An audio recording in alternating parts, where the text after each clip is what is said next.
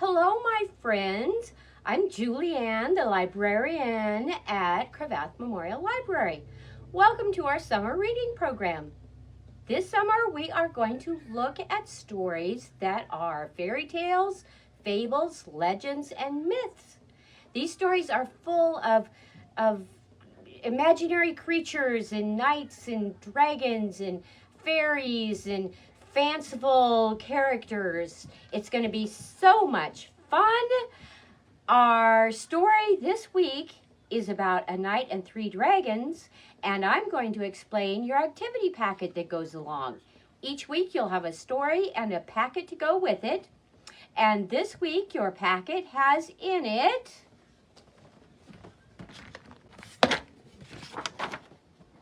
Imagine a dragon. Everyone knows what a dragon looks like, or do they? You can make your dragon any way you want to, any color. It can have wings or horns or propeller, 2 legs, 4 legs, 6. It could breathe fire or bubbles. It's your dragon. Make it any way you like. And then we have our dragon finger puppet. Color your puppet however you desire, then cut him out and tape him together. And here's mine. He slides onto your finger, and you can make him move around, make more than one if you wish. We also have a flying dragon craft kit. The thing that makes the dragon fly is based on a simple machine called a lever. There are levers all around us, and you use them every day. It is a tool that helps you do work with less force. Some examples of levers are scissors, a hammer, a wheelbarrow, vice grips. Even your arm is a type of a lever. I made my dragon purple. The directions tell you how to make him and how to make him fly using the lever principle. Then we have a knight in shining armor and a dragon. Knights were known to be brave, courageous, helpful, noble, kind, and friendly. A knight wore armor to protect himself while he was protecting the kingdom. Perhaps from arrows, swords, dragon fire, but that armor had to be pretty hot anyway. It's much like the Kevlar vest that our police officers wear in law enforcement, or the Kevlar equipment that firefighters and first responders wear.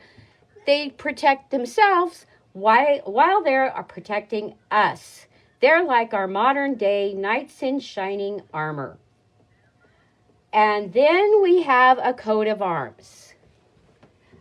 Historically, a coat of arms is designed on a knight's shield that represents the achievements of that person. The symbols on the shield have many different meanings. Even the colors have meanings. For example, gold symbolizes generosity. Silver or white means peace or sincerity. Red signifies a warrior and strength, but also generosity and forgiveness, especially to a rival or less powerful person. Blue means truthful and loyalty, and green shows hope and joy. The symbols, such as a bear, is a family protector. A bull is bravery. A dragon, courage.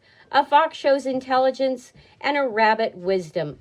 There's many other symbols. These are just some examples to give you inspiration for your shield. Be sure to put your name on all your projects, and if you would like to, drop them off at the library. I would love to display them. I'm here on Tuesday, Wednesday, and Friday for you to get your packets, or call the library and I will deliver one to you. Now Erica is going to have our story, Good Night, by Shelley Moore Thomas, pictures by Jennifer Plakis, published by the Penguin Group. It's a little windy, but we do a lot of things outside nowadays. Okay, enjoy. Good Night by Shelley Moore Thomas, pictures by Jennifer Plakis.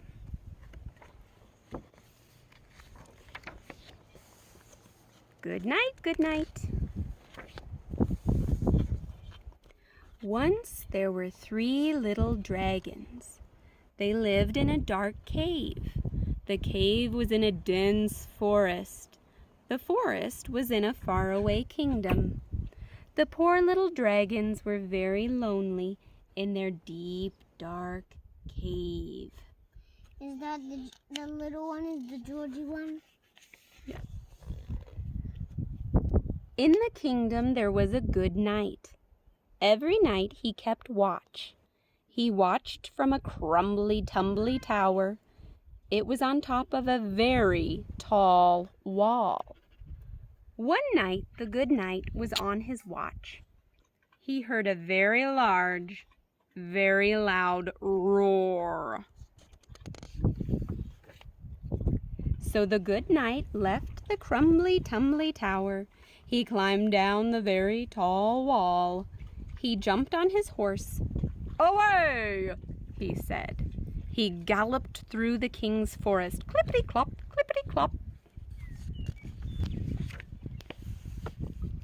He came to the deep, dark cave. Inside, he saw the first little dragon. "What's this?" he asked. "Methinks it is a dragon!" And he drew his shimmery, glimmery sword. The dragon had on his jammies. He was all ready for bed. "Oh, good, you've come," said the dragon. "Could you bring me a drink of water, please? Then I can go to sleep."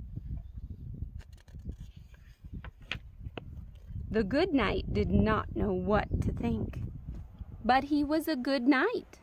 So he got a drink of water. He gave it to the dragon. Then he tucked him into bed. "Good night, good dragon. Sleep well, sleep tight," said the good knight. Then he galloped away. The good knight went back through the king's forest. Clippity-clop, clippity-clop. He got off his horse. Thud. He climbed up the very tall wall to the crumbly-tumbly tower. There he stood on watch. He stood on watch for 5 minutes. Then he heard another very large, very loud roar. "I don't believe this," he said. He left the crumbly-tumbly tower. He climbed down the very tall wall. He jumped on his horse. "Away!" he cried. He galloped through the king's forest. Clippity-clop, clippity-clop. He came to the deep, dark cave. The second dragon was in her jammies. Is that the Jane one? Yes. She was all ready for bed. "Oh, good. You have come," said the second dragon. "Could you read me a story, please? Then I can go to sleep." "And could I have another drink of water?" said the first dragon. The good knight did not know what to think, but he was a good knight. So he read the dragon a story. Then he tucked her into bed. He got the first dragon another drink of water. Then he tucked him into bed. "Good night, good dragons. Sleep well, sleep tight," said the good knight. Then he galloped away. The good knight went back through the king's forest. Clippity-clop, clippity-clop. He got off his horse. Thud. He climbed up the very tall wall to the crumbly-tumbly tower. There he stood on watch. He stood on watch for 2 minutes. Then he heard another very large, very loud roar. "This is too much," he said. Is that the Georgie one? I'll talk to the Georgie one. He left the crumbly-tumbly tower. He climbed down the very tall wall. He jumped on his horse. "Away!" he cried. He galloped through the king's forest. Clippity-clop, clippity-clop. He came to the deep, dark cave. The third dragon had on his jammies. He was all ready for bed. Oh, you have came," said the third dragon. Could you sing me a song and then I can go, please, and then I can go to sleep.